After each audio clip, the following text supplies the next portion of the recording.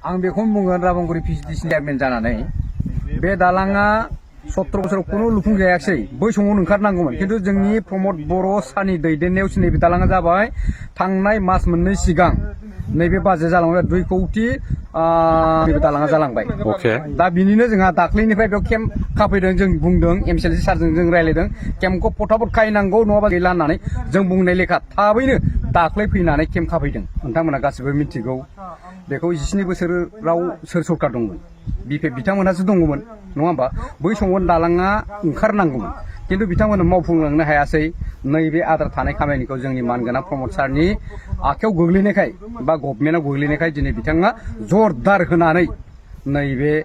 समाव मावनायखौ थिरांफाबै लाथा दाख्लैनि सिगाङावथ' गाज्रिथारमोन जेरैबायदि आंनाव हरोमोन मानसिफ्रा सोंहरोमोन बे दालांनि थाखाय बुंहरोमोन खिन्थु दाख्लैनिफ्राय जोंहा बेयाव केम्प खाबाय ओरैबायदि मानसिफ्रा बुंहरदों थारैनो नोंथांमोननि जा इउपिपिएल गभर्नमेन्ट प्रमद सारनि जा दैदेननाय सरकार बे थारैनो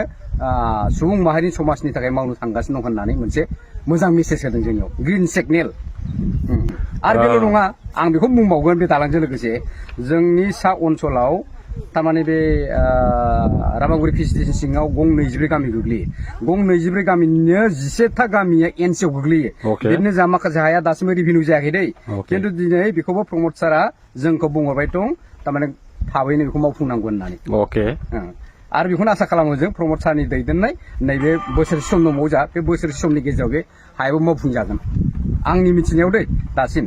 आरो जेराव दलाङाबो जाबाय